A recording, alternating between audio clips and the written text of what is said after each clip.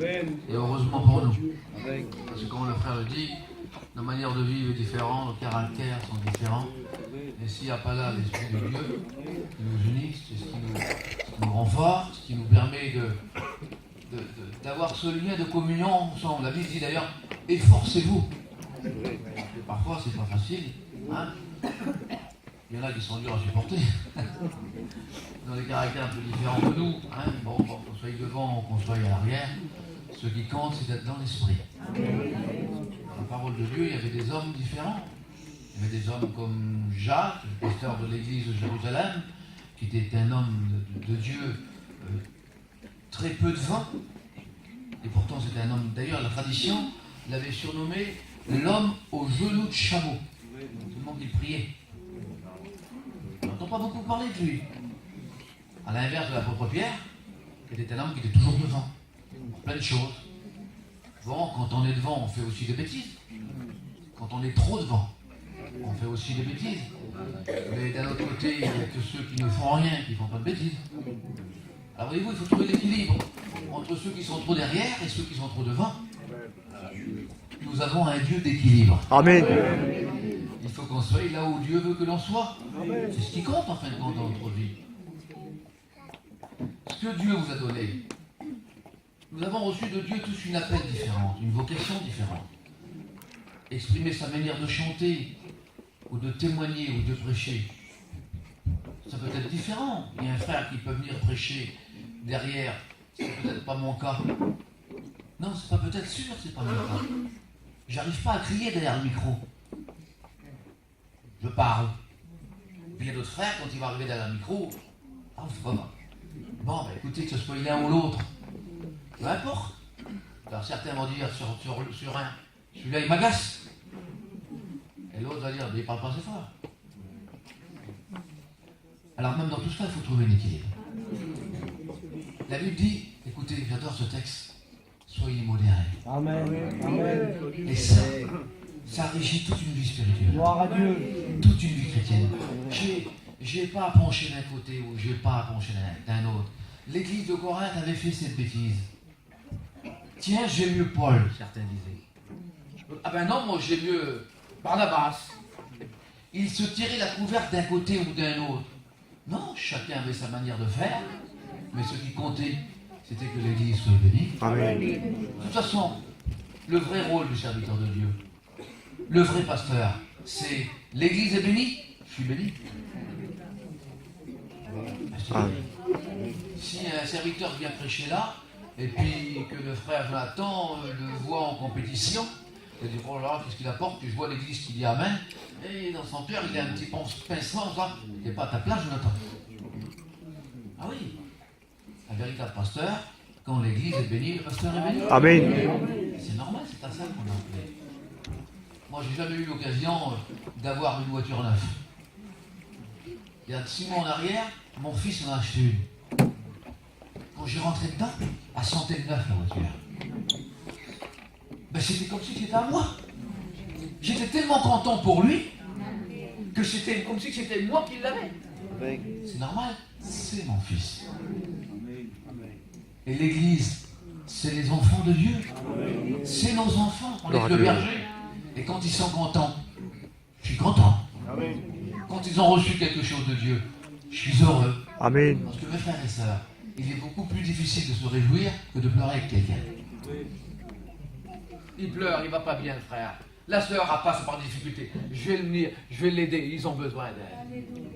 Et quand l'autre a reçu une bénédiction, quelle que soit la bénédiction, qu'elle soit matérielle ou qu'elle soit spirituelle, il faut aussi se réjouir avec ce gars. Dieu lui a donné. Ça aussi, c'est un équilibre. On a un Dieu d'équilibre. Pas trop en arrière et pas trop devant. Vous soyez à votre place. Et quand on vit la vie de Dieu aussi, eh bien la vie de Dieu que l'on vit ici, elle doit aussi bien se vivre dehors. Là aussi, c'est un Dieu d'équilibre. Et quand je suis derrière l'estrade, eh bien quand je suis dans mon travail, je suis le même homme que je suis là. C'est normal. C'est l'équilibre. Billy Graham a dit ceci. Il a dit, il y a certaines choses dans le monde qui ne sont pas coupables, mais que l'abus de la chose devient coupable. Vous comprenez? Moi, par exemple, je suis un amateur de vin. Ne m'invitez pas à la maison avec de l'eau. Hein. J'aime bien boire un verre de vin, 2 verres de vin à table. J'aime bien le bon vin. Que c'est bon. J'apprécie la bouteille, pêcher. Abus. Certaines choses sont bonnes, modérément. Alors il faut être modéré. Dans le monde où on vit aujourd'hui, il faut qu'on travaille. Et c'est normal. La Bible dit celui qui ne travaille pas ne mérite pas le monde. Et c'est normal de travailler.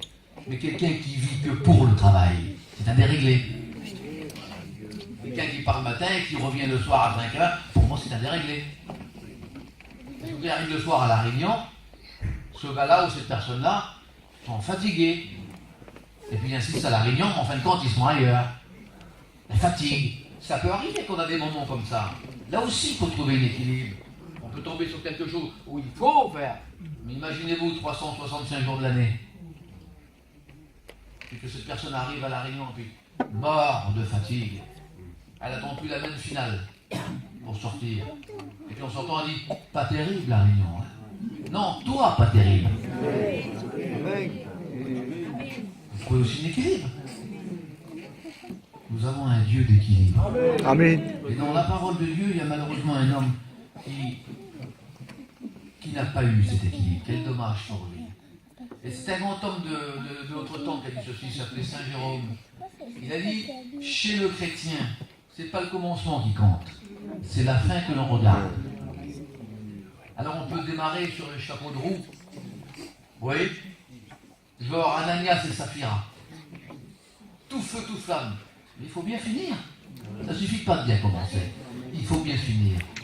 Et malheureusement, nous allons rentrer dans une histoire qui a très mal fini. Livre des Juges.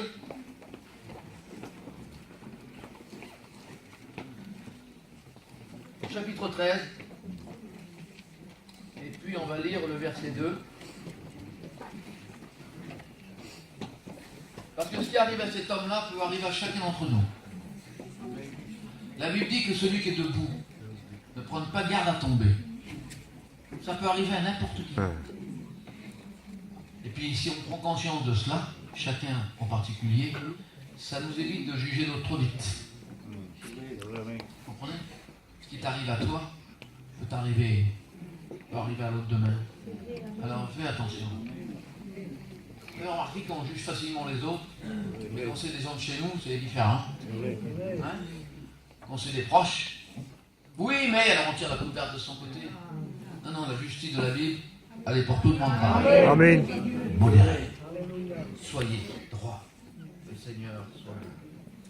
Il y avait un homme de Tsoar, du clan de Danite, il se nommait Manoach. Sa femme ne pouvait pas avoir d'enfant. Un messager divin lui est apparu et lui dit « Tu auras un fils, tu l'appelleras Samson. » Mais attention, ça veut dire sans. Ce fils que tu auras, tu me le consacreras. Il fera ce que dit la Bible, le vœu de Nazaria, de Nazaréen. C'est-à-dire qu'il sera mis à part. Et cette mise à part était suivie de quelque chose. C'est écrit comme ça.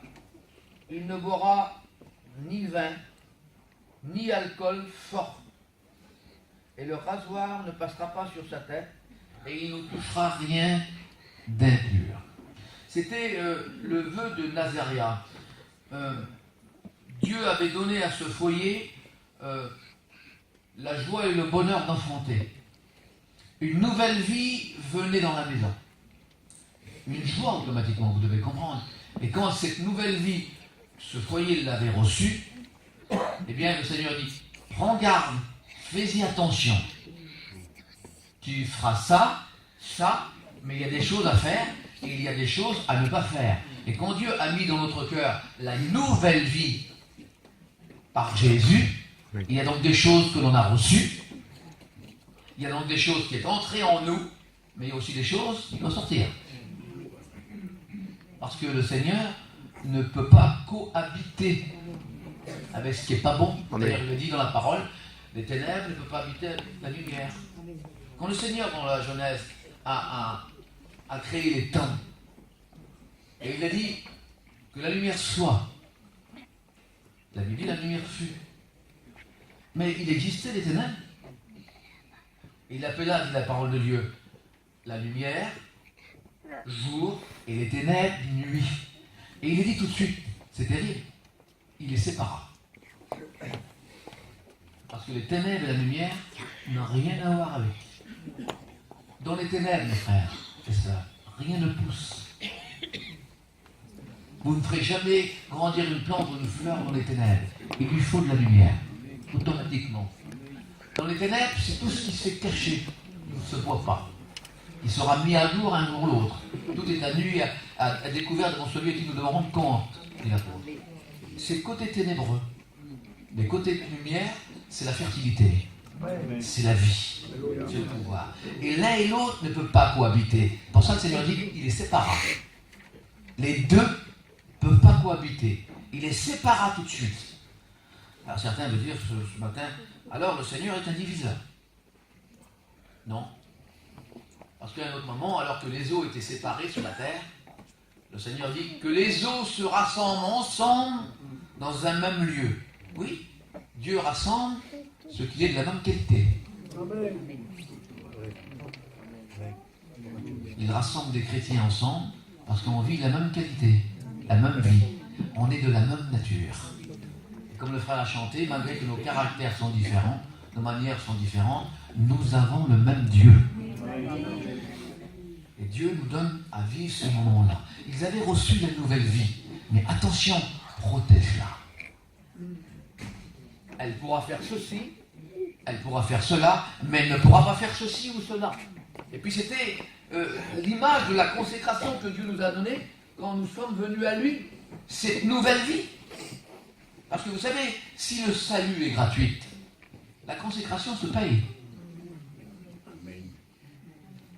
Vous avez remarqué, bien sûr que vous l'avez remarqué dans votre église, qu'il y a des chrétiens ou des chrétiennes qui sont mieux que certaines d'autres. Vous avez remarqué ça? Plus bénis, plus une vie de Dieu. Vous avez remarqué qu'il y a des pasteurs à qui on pourrait s'accrocher, des pasteurs, puis à d'autres, voilà, c'est moyen. Qu'est-ce que ça veut dire? Ils ont été sauvés tous les deux, mais ils n'ont pas la même consécration. Parce que le salut, c'est donné par Dieu, la consécration, c'est notre part. C'est vouloir se consacrer. C'est vouloir se mettre à part. Et le désir de vouloir se mettre à part, je te le donne, la nouvelle vie, oui, mais c'est ta responsabilité à toi. Sanctifie-la. Elle ne touchera rien d'impur. Elle ne boira rien qui pourrait faire déraisonner quelqu'un. Parce que, il faut le dire franchement, quand parfois, vous savez, ça arrive bien des fois, vous avez remarqué, quelqu'un de sourd, qu'est-ce qu'il est ridicule. Vous avez remarqué quelqu'un de sourd se croit à ce moment-là toujours plus fort que les autres. Vous avez remarqué ces timides là qui ne bougent pas, et quand ils ont bu un coup, ils sont devant. Hein? Et le lendemain, vous pouvez les retrouver à leur place, que c'est ridicule. Parce qu'ils ont abusé, parce qu'ils n'ont pas été réglés. Eh bien, la vie de communion, la vie de mise à part, c'était, tu ne boiras ni liqueur forte, ni vin. Tu ne toucheras rien d'impur, et le rasoir ne devait pas passer sur ta tête. C'était écrit comme ça dans la parole de Dieu. Et puis l'histoire nous dit que Samson grandit. Et il grandit. Et puis sa mère l'avait élevé avec cela. Il avait été inculqué par cela.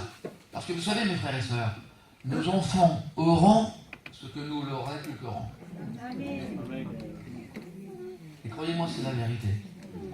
J'ai vu dernièrement un petit garçon d'une dizaine d'années tenu par des PlayStation et des DS.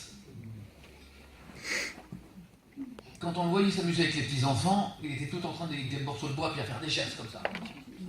Vous voyez des jeux qui regardent. Et puis dans le même endroit, un autre petit enfant aussi, parce que je suis monté chez eux, ils avaient acheté le coffret de Mickey évangélique. Vous avez vu ça, hein? C'est tous des Mickey chrétiens. Et pendant que j'étais en train de manger ces œufs, j'entendais le petit, dans la chambre, en train de chanter un Mickey chrétien. Ils auront ce que nous inculquerons. C'est normal. Notre responsabilité, c'est d'élever nos enfants dans les voies de Dieu. Ça ne veut pas dire qu'ils se convertiront. Mais au moins, votre responsabilité, vous l'aurez fait. Vous n'aurez rien à vous reprocher. Et je voudrais vous appuyer ça avec un autre texte de la parole de Dieu qui va vous encourager. La Bible dit, élève l'enfant dans les voies de Dieu. Même s'ils sont détournés, plus tard, il reviendra. C'est écrit. Alors on a tout à gagner. Alors soyons aussi modérés dans ce domaine-là. Je ne veux pas dire qu'il faut mettre que des choses de Dieu devant la tête du petit, vous comprenez? Là aussi, il y a un équilibre. Soyez modérés. Mais en tant qu'enfant de Dieu, eh bien, le devoir de Manoah chez sa femme était d'élever l'enfant dans les voies de Dieu. Et c'était parti dans ce sens-là. Mais voilà, avec un certain âge, et il a un peu voulu faire comme il voulait. Son nom signifie petit soleil. Il était attiré parce qu'il ne devait pas. C'est terrible qu'on est toujours attiré par des interdits. Il était attiré par ce qu'il ne fallait pas. Et les temps passés, alors sa mère le reprenait, son père le reprenait. Fais attention, tu as une vie mise à part. Tu ne dois pas toucher ça. Tu ne dois pas faire ça. Fais attention, tu as une vie mise à part. Il n'y a aucune fraude qui doit être dans ton cœur. Fais attention, tu as une vie mise à part. Quand tu travailles, tu ne dois pas raconter de conneries. Fais attention, avec Dieu, les à peu près, les environs, ça n'existe pas. C'est blanc ou c'est noir. Vous comprenez? Parce qu'entre le mensonge et la vérité, il y a le mot fraude. Et le fraude, c'est un mélange de vérité et de mensonge. Et des fois, on s'accoutume bien à ça. Ça peut passer devant le monsieur ou devant vous, mais pas devant lui. Alors après, il ne faut pas s'étonner si dans la réunion, ça ne se passe pas comme elle voudrait la bénédiction. Nous devons nous examiner. Que Dieu soit béni. Et l'esprit de Samson était ça, voulait. Il avait été pourtant élevé dans les choses de Dieu, vit dans les choses de Dieu. Et puis, à un moment donné, écoutez, pourtant, il vivait la vie de Dieu. À un moment donné, la Bible nous dit, c'est magnifique. Sur un chemin, parce qu'il rencontre un lion. Ça se faisait régulièrement à cette époque, tout était sauvage. Il rencontre un lion. Et quand il rencontre ce lion, la Bible dit ceci, écoutez, ça c'est beau. L'esprit le saisit. Et vous avez remarqué, frère, qu'il y a des moments où il faut que l'esprit nous saisisse. Amen. Vous avez remarqué que devant des circonstances ou des moments, des fois, parfois nous sommes provoqués soit par des gens ou par plein de choses. Et devant cette circonstance-là, vous avez remarqué, vos bras tombent, plus un mot, et vous êtes demandé comment vous avez fait pour passer ou pour rien dire. C'est à ce moment-là que l'Esprit de Dieu agit. Elle vous a permis de vous tenir. Parce que votre vie de communion derrière vous permettra d'affronter le dehors. Automatiquement. Et il vivait cette vie de communion avant de partir dans un travers. Il vivait cette communion. Et quand il s'est trouvé face à ce lion, la Bible nous dit que l'Esprit le saisit. Et vous savez, c'est écrit quoi? C'est écrit qu'il était face à un jeune lion. C'est pas un vieux lion sans dents. Hein. C'était un jeune lion dans toutes ses forces. Et la Bible précise ça. Il prit le lion et il le déchira comme un chevreau. Mais déjà là, il y a une décadence dans sa vie. Parce que je ne sais pas, moi, avoir vécu une expérience comme ça, dès que je rentre à la maison, tout le monde le sait. Hein. Ma famille, ma femme, mes enfants, le premier. Vous savez ce que dit la Bible? Il ne parla de ça à personne. Et il y a des chrétiens qui ont vécu des belles expériences avec Dieu. Et qui les gardent que pour eux-mêmes. Vous savez, quand le Seigneur vous bénit, il a l'intention que vous bénissez les autres avec. Quand le Seigneur vous a donné quelque chose, un don particulier, un don de chanter, un don de rendre témoignage, ou de prêcher l'évangile, il faut que les autres en profitent. Ce n'est pas pour vous.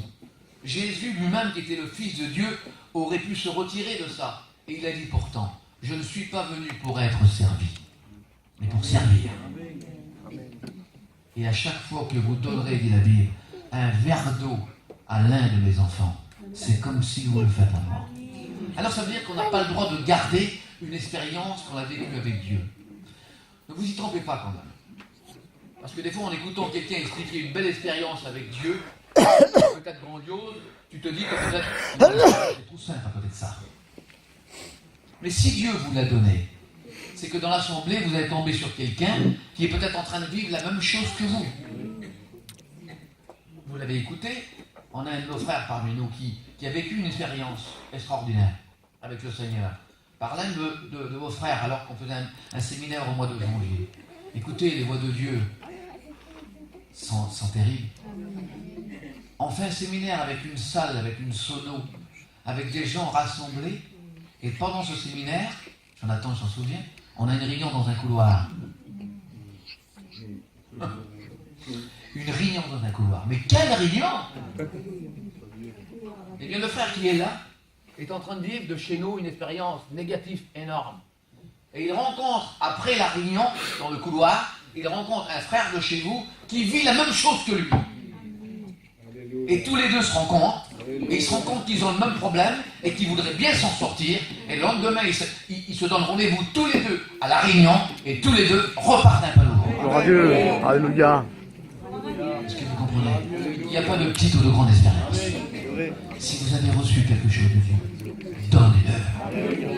Vivez-le. Donnez-le. Et c'est normal, ça, cela sur la paix. Et ça a été son erreur. Il le garde pour lui. Et pourtant, quelle expérience grandiose.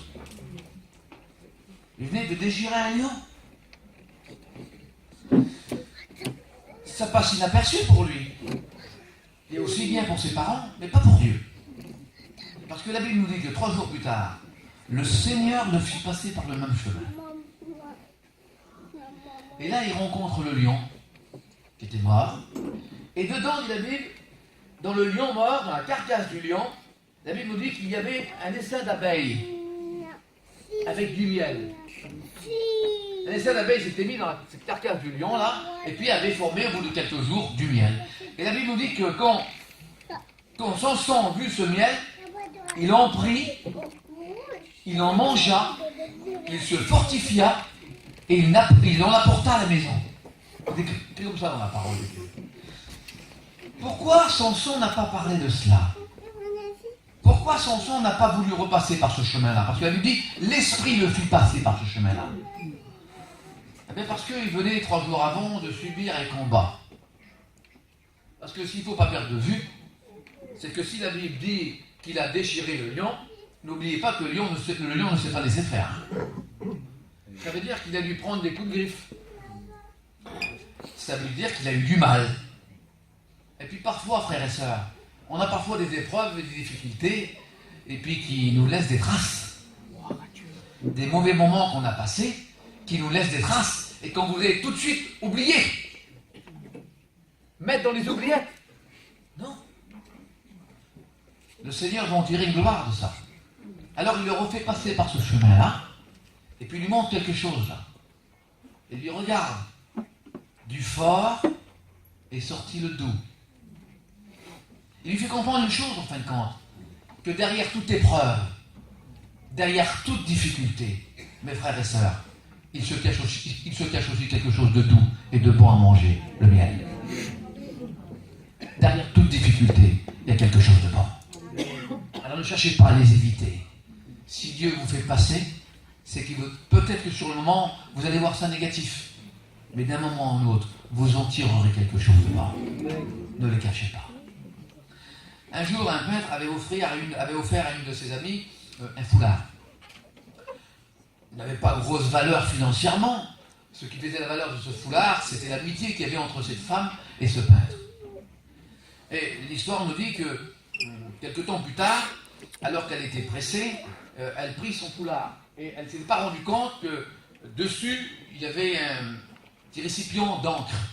Et quand elle l'a pris, le récipient d'encre a renversé sur le foulard. Il avait pour elle une valeur sentimentale, ce foulard. C'est pas possible. Comment je vais faire? T'es plein d'encre. Et puis elle a téléphoné à son ami. Elle dit, tu te souviens le foulard que tu m'as donné là? Oui, j'ai renversé de l'encre, pourtant j'aimais bien ce foulard. Et puis lui, il a dit, apporte-moi-le. Et puis il a pris le foulard, il l'a ouvert sur sa table de peintre, et puis à partir de la tache d'encre qui était renversée, avec son pinceau, à partir des mouvements où était arrêté l'encre, il a commencé à faire un dessin. C'était un artiste dans la matière, et il a fait un dessin sur ce foulard. À la limite, le foulard était beaucoup plus beau après qu'avant. Vous comprenez ce que je veux dire? C'est parfois il y a des choses qui peuvent nous renverser, qui sembleraient nous faire mal. Mais si on amène ça à l'artiste, il en sortira toujours quelque chose de mal. Alléluia. Et c'est à lui qu'il faut le faire. C'était la vie de cet homme-là. Il ne voulait pas raconter, et puis pourtant, Il aurait dû, mais il ne voulait pas. Et quel dommage pour lui. Parce que c'était un homme, mes frères et sœurs, ne le soyons jamais. Samson était un homme dirigé par ses yeux. Il avait un regard charnel. Il était attiré que par les femmes des Philistins.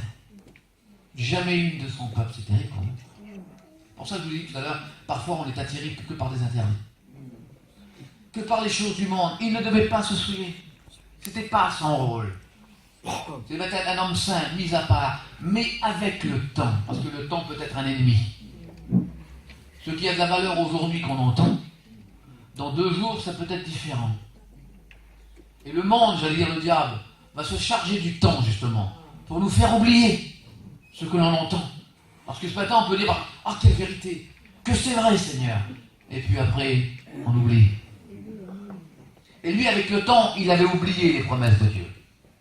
Il voulait mêler sa vie comme bon le semble. Et vous savez, quand on néglige ce genre de choses-là, parce qu'il n'y a pas de secret quand même, quand on néglige les choses de Dieu, on s'attache aux choses du monde.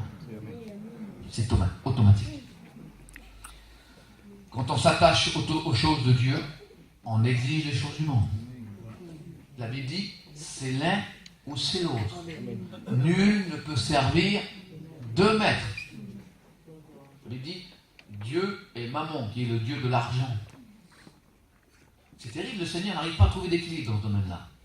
Il ne dit pas un peu près ou là ou ça. Non.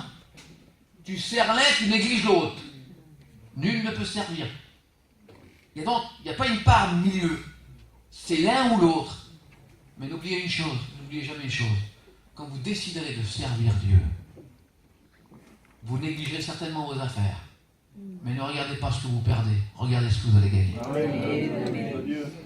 Parce que dans votre vie spirituelle, ça sera tout à fait différemment. Votre cœur sera béni avec les poches vides. C'est vrai ça, hein?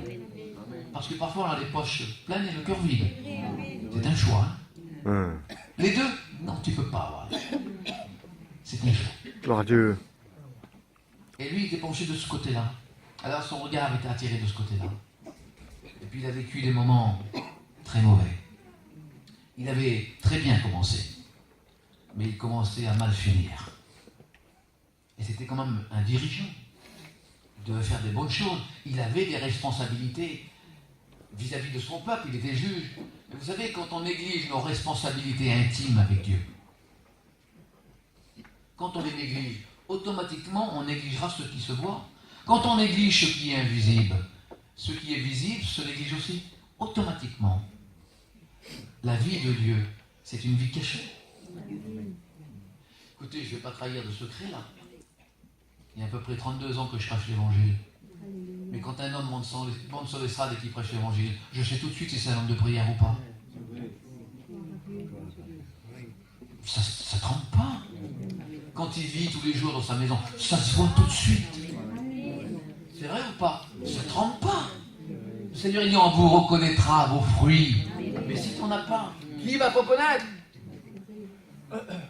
C'est les fruits qui reconnaissent l'arbre. Oui, c'est ça. Oui, c'était l'arbre. Et il est logique qu'un chrétien possède des fruits dans sa vie spirituelle. Alors certains vont dire, Seigneur, donne-moi les fruits. Mais non, on les a. Parce que les fruits, nous, on ne peut pas les produire. C'est à la conversion qu'on a des fruits. Mais par contre, notre part, c'est de les favoriser. C'est de les arroser. C'est d'y faire attention. C'est ce qu'il n'a pas fait de son sang. Les fruits que Dieu m'a donnés. Le premier fruit de la parole de Dieu, c'est l'amour. Mais on vit tellement dans un monde de haine. C'est peut-être pas facile. Il y a plus de haine dans le monde que d'amour, vous le savez. Mais bien sûr. Alors c'est pas facile. Alors je le préserve. J'y fais attention. Je veux le faire grandir. Et pour faire grandir une plante, mes frères et sœurs, il faut l'arroser. Et la parole de Dieu dit, elle est semblable à de l'eau. Alors pour arroser mon fruit, eh bien je dois lire la parole de Dieu. Pour arroser mon fruit, pour le favoriser, eh bien je dois me trouver en communion avec mes frères et sœurs. C'est normal. Je dois prier avec eux, je dois lire la parole de Dieu avec eux, je dois assister à tous mes réunions. C'est normal. Loupez les réunions si vous êtes malade. Autrement, non. Hein. Parce que vous remarquerez que la réunion que vous loupez, c'est toujours une bombe. Hein. Loupez jamais une réunion. Favorisez vos fruits. Le Seigneur les fera monter plus. Certains vont manquer plus de patience, peut-être, dans leur vie, dans leur foyer, avec leurs enfants, ou des choses. C'est un fruit de l'esprit. Demandez à Dieu. Favorisez votre fruit. Le Seigneur le fera grandir. S'approchant d'un arbre, Jésus a été scandalisé. Il n'a pas trouvé de fruits. En fin de compte, il a voulu dire ça. Mais à quoi il sert? C'est un arbre fruitier. À quoi il sert? Que tu sois maudit et qu'aucun fruit naisse de toi. Et la Bible dit à l'instant même, le figuier est devenu sec. Quelle sentence de Dieu! Vous savez pourquoi? Dieu a horreur de l'apparence. Il aurait pu se trouver au moins un fruit. Dans l'église, on a des chrétiens forts, que Dieu soit béni. Mais on a aussi des chrétiens faibles. Mais il y a un fruit. Et l'homme pourra dire, par exemple, coupe-le, écrit dans la parole de Dieu. Et le vigneron dit, non, je vais creuser autour. Il y a quelque chose. Je vais l'arroser, je vais préserver, je vais en faire quelque chose. Peut-être que les gens vont vous montrer du doigt du peu de fruits que vous avez. C'est pas à eux qu'il faut voir. C'est au divin non. Parce que où les hommes disent non, Dieu dit oui. Alors ne négligez pas ce que Dieu vous a donné. Mais bon, il y a des étapes. Vous pouvez pas rester toute l'année avec le même fruit. Vous comprenez? Il y a une anomalie. Quand le fruit ne grandit pas, quand la sève ne monte pas, il y a une anomalie. C'est normal, il doit pousser. Ou il y a quelque chose qui l'empêche de passer. Quelque chose qui obstrue les canaux spirituels. Je vous laisse ça à votre esprit. À vous de voir. On sait très bien ce qui peut nous empêcher d'avancer. Eh bien, il s'était arrêté comme ça, dit la parole de Dieu. Il s'était arrêté. Et ça va durer du temps. Ça ne s'est pas fait un jour. Et ça, c'est bien le rôle de l'adversaire. Il ne nous montre pas quelque chose du jour au lendemain qui nous ferait tomber.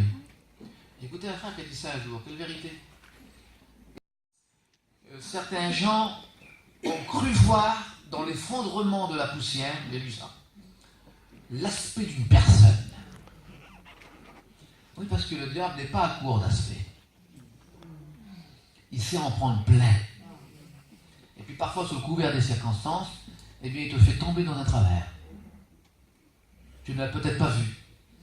Mais il faut que ta réaction soit là. Dire, oh Seigneur, qu'est-ce que j'ai fait? Parce que quand tu n'as plus cette réaction-là, tu es en danger de mort. Hein? Ceux qui ne se rendent plus coupables de ce qu'ils font, mais non, c'est pas grave, hein. On n'est pas des intégristes. Hein. Tu es mort spirituellement comme tu parles comme ça. Et quand je fais quelque chose, et puis que ça me condamne, qu'est-ce que j'ai fait? Tu dis gloire à Dieu. Hein. Ça prouve que l'esprit est encore en toi. Ça prouve que la sève est encore en toi. Et le Seigneur te dit, attention, t'as reculé, mais écoute, t'as vu ce que ça peut te faire? Ah oui, Seigneur. Alors avance. Hein. Et puis parfois, j'ai vu des gens qui ont touché le fond, mais qui ont remonté vite. Hein. On ne juge pas quelqu'un sur un fait. Ça peut arriver à tout le monde. La Bible dit que celui qui est debout ne prenne pas garde à tomber. Le fruit de l'amour doit être dans notre vie. Certains auraient eu tendance de dire, s'est approché une fois de moi, bon, ça vient à l'esprit comme ça, je vous le dis tout de suite, pour aider quelqu'un trop souvent. On m'a dit, t'es trop faible. Après, je savais plus. T'es trop faible. Tu tends trop la main. Après, je savais plus. Je dis, Seigneur, peut-être que je me gourre. Hein. Peut-être que j'en fais trop. Et puis, ça a répondu dans mon cœur comme ça. Il faut mieux en faire trop que pas assez. J'aime mieux être un déréglé de ce côté-là que de l'autre. Tant pis. J'aide. Et c'est normal. Quand on a mal, on a mal. On est le corps. Si tu restes indifférent, pose-toi des questions. Ça, c'est le fruit de l'amour. Il te pousse à agir. Il te pousse à faire quelque chose. Et Dieu veut favoriser ce fruit. Quand on ne l'a pas, on réagit différemment. que celui qui est debout ne prenne pas garde à tomber. Ça peut arriver qu'on peut tomber. On peut glisser. Eh bien la Bible dit, vous qui êtes forts, si quelqu'un glisse, vous qui êtes forts, il y a des forts aussi dans l'église, relève-le. Il n'est pas écrit finissez-le. Relève-le. C'est un signe d'amour. Oui, mais t'as vu, il l'a fait 3 fois, et puis comme ça, et puis. Ouais. La Bible dit que Dieu ne se lasse de pardonner. Nous devons suivre son exemple. Et dans nos sœurs. Que demain c'est toi. Ça peut arriver à tout le monde. Alors on a besoin de cultiver ce fruit d'amour. Et puis, Samson ne l'avait pas fait. Vous savez ce qui prouve le manque d'amour dans un cœur? La première des choses, c'est l'indifférence. Être indifférent. J'ai lu ceci il y a quelque temps en arrière, sur un boulevard de New York, une jeune femme s'avait fait voler son sac par un garçon qui a passé. Et quand il prend le sac, elle le tient. Elle ne veut pas donner son sac. Et puis dans la rue là, en plein New York, des centaines de personnes, la femme tenait son sac là. Elle se battait avec ce jeune garçon pour tenir son sac, et lui il tapait dessus. Et puis il a fini par prendre son sac. Et il est parti. Et la police est arrivée au même moment. Et la femme là a été scandalisée. C'est pas possible, c'est pas possible. Elle a dit, qu'est-ce que vous avez dans votre sac? Rien de valeur. Mais pourquoi vous êtes scandalisé? Elle a répondu ceci. Elle a dit, ce jeune garçon était en train de me frapper. Il y avait des dizaines de personnes qui étaient autour de moi. Personne n'a intervenu. L'indifférence. Abraham Lincoln a dit ceci. Il a dit, je plains le dos d'un homme qui est fouetté quand l'autre ne ressent pas ce que l'autre ressent. L'indifférence. Et c'est le premier point qui nous engage à ne pas avoir cet amour dans notre cœur. Parce que l'indifférence, c'est se retirer.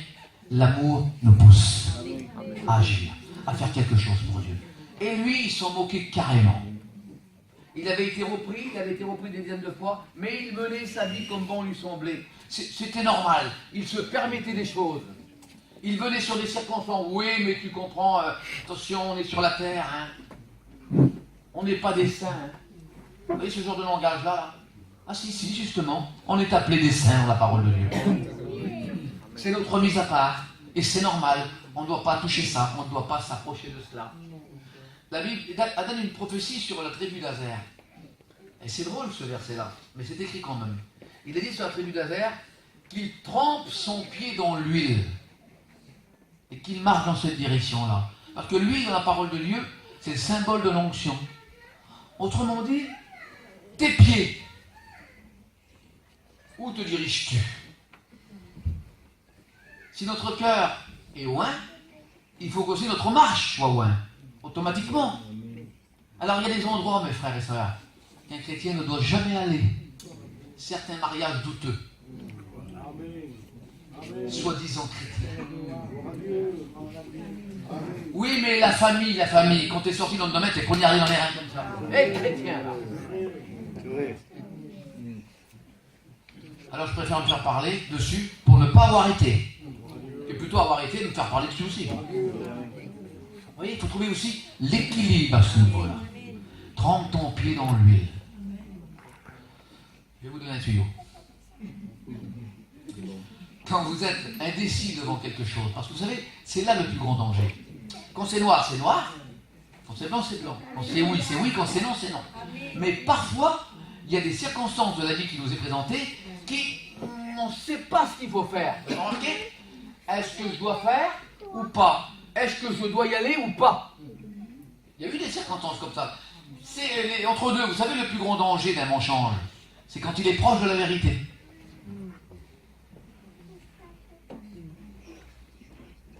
Eh bien, le tuyau que je vais vous donner, c'est celui-ci. Posez la question à Jésus. Et demandez-lui ce qu'il ferait à votre place. Est-ce qu'il parlerait comme ça? Est-ce qu'il se vengerait comme ça? Est-ce qu'il irait dans ce lieu? Puis en fin de compte, la deuxième question qu'il faudrait vous poser, est-ce que ça sera bon pour votre témoignage? Quand vous répondrez à ces deux questions, vous saurez tout de suite s'il faut aller ou pas. Et quelle décadence de cet homme. Il n'a pas suivi son vœu de sainteté, son vœu de mise à part. Il était attiré par les choses du monde. Son regard n'était attiré que par cela. Ses yeux n'étaient attirés que par cela, dit la parole de Dieu. Et puis, il a fini mal, parce que c'était son regard qui le dirigeait. Vous vous rappelez de l'histoire de Lot, quand il est parti avec un homme de Dieu remarquable, comme un père de croyants énorme, Abraham. Je ne sais pas, moi. On apprend de ceux qui sont proches de nous. Et un homme comme ça, c'était extraordinaire. Et puis suivez, c'était son neveu par alliance. Il le suivait, il était parti avec lui.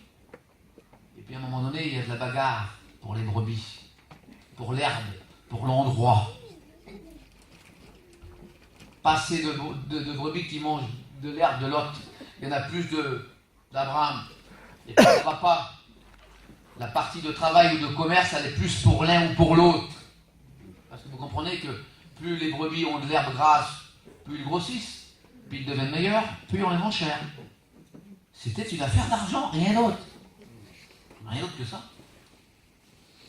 Et puis Abraham voit que ça ne va pas cohabiter ensemble. Il a dit, ils sont dit, choisis. Choisis, tu vas à gauche, j'irai à droite. Tu vas à droite, j'irai à gauche. Et la Bible précise ça. Lot vit les plaines verdoyantes. Son intérêt personnel. Il vit ça. Il s'y dirigea de ce côté-là. Abraham n'a pas cherché à comprendre, il a choisi ce côté-là. Mais quel pauvre homme. Parce que vous savez, quand on est dirigé par sa vue, ça va à une certaine distance. La vue humaine, elle va jusqu'à une distance. Et elle s'est arrêtée à la mesure de sa vue. Mais bien plus loin, dans la même direction, où l'autre s'était dirigé, il y avait la ville la plus diabolique au monde, Sodome et Gomorrhe. Et la Bible dit, il y finit dedans. Quand on est dirigé par ses yeux, par son regard charnel, voilà la fin. C'est une certitude. Mais Abraham n'est pas ce genre d'homme. Abraham, il s'en fout carrément. D'ailleurs, il me dit, tu vas à gauche, je vais à droite. Tu vas à droite, je vais à gauche. L'importance pour Abraham, c'est que soit il soit à droite ou à gauche, c'est que Dieu soit avec lui. Et c'est le plus important, mes frères. C'est de savoir que Dieu est avec nous. Gloire à Dieu. On peut parfois passer des chemins chaotiques. Vous savez, quand on se dirige dans une direction, quand vous avez beaucoup de kilomètres à faire, c'est pas toujours de l'autoroute. Parfois, il y a marqué fin d'autoroute. Et puis, vous finissez sur une nationale. On roule beaucoup moins vite. Et puis après, des fois, vous finissez sur une départementale. C'est pas aussi à l'aise. Oui, mais c'est la direction. Ça vous amènera où vous voulez. C'est pas toujours l'autoroute et puis qu'on se laisse aller comme ça. Non, non. Mais des fois, le chemin des dieux, c'est ça. Des fois, ça va toute seule. Et puis des fois, il nous fait passer par des chemins plus difficiles. Mais ce qui compte, c'est qu'il soit avec nous. Et c'est ce qui fait toute la différence. Alléluia. C'est ce que Moïse avait dit à Dieu, si toi tu ne viens pas avec nous, qu'est-ce qu'on est? Et si Dieu n'est pas avec nous, mes frères et sœurs, qu'est-ce qu'on est?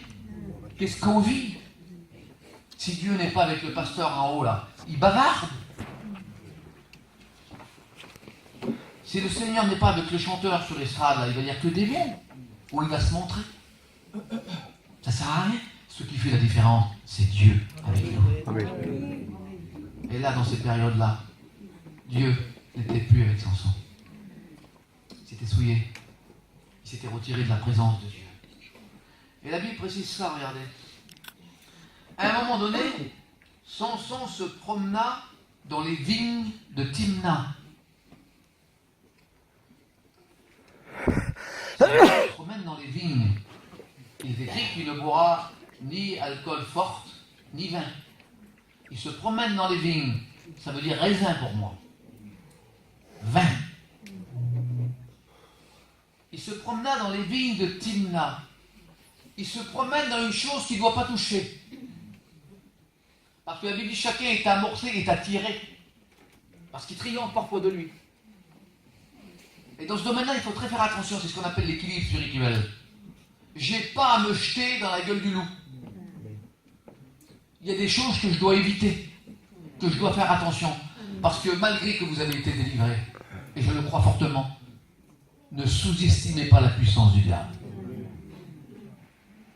Comme je vous l'ai dit tout à l'heure, il peut venir sur des circonstances. Il l'a fait pour Adam et Ève. Imaginez-vous la tactique du langage. J'ai trouvé ça extraordinaire. Oui, mais Dieu nous a dit qu'il ne faut pas qu'on mange de tous les arbres du jardin. C'est Dieu qui l'a dit. Imaginez-vous le commandement de Dieu. Satan dit, oui, je sais que Dieu a dit ça. Mais est-ce qu'il a réellement dit ça? Est-ce qu'on ne pourrait pas voir dans un autre moment?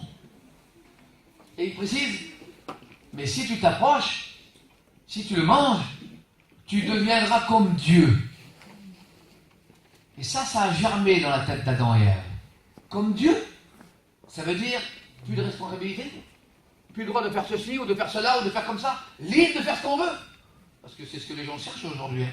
L'indépendance totale. Hein. De faire comme on veut. Sur Internet, maintenant, un pasteur que je ne vous citerai pas le nom, des sédentaires, il prêche l'évangile de la facilité. Alors, imaginez-vous son église, hein. 10 000 membres, gros péché, gros adultère, c'est rien, viens au culte dimanche matin. Sur Internet. L'évangile de la facilité. T'es arrivé ça, c'est pas grave. Continue. T'es qu'un homme, t'es qu'une femme, ça peut arriver à tout le monde. Vous imaginez-vous la porte ouverte pour ces gens-là. Alors automatiquement, les gens affluent chez lui. Hein? C'est l'évangile de la facilité.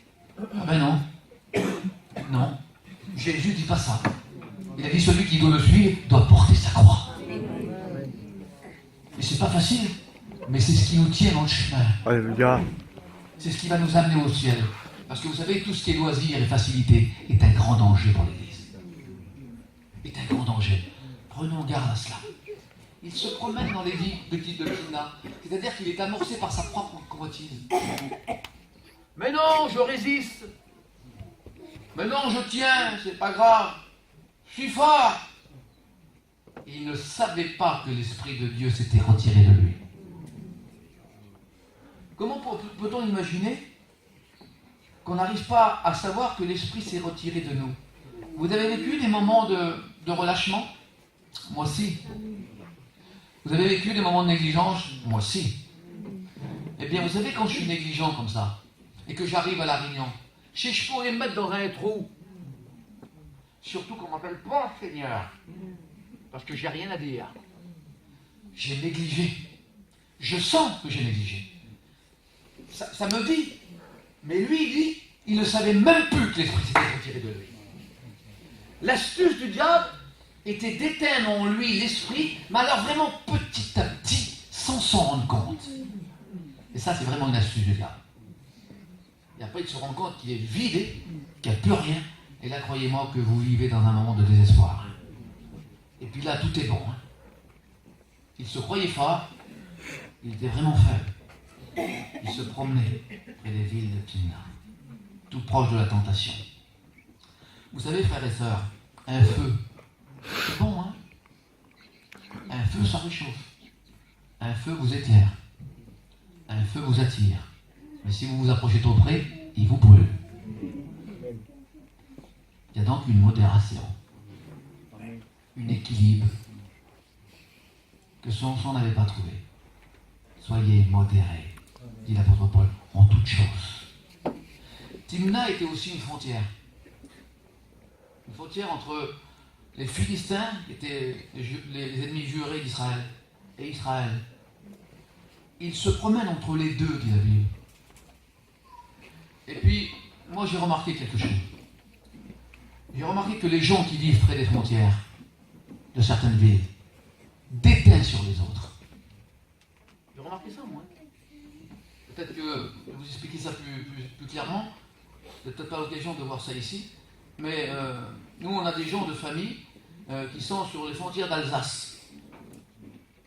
Ce Strasbourg, Mulhouse, Colmar, et c'est la frontière Allemagne. Eh bien, ces Français-là qui sont là, ils ont pris des autres à côté. C'est terrible, hein? Si vous les voyez parler, ils sont aussi durs qu'eux. D'ailleurs, ils parlent leur langue manouche, mais ils ont pris des mots allemands. C'est terrible, hein? Oui, parce que des frontières nous permettent de goûter les deux. Et ça, c'est un grand danger. Quand on marche sur un fil de rasoir, c'est un grand danger. Jésus a dit, choisissez qui vous voulez servir. C'est l'un ou c'est l'autre.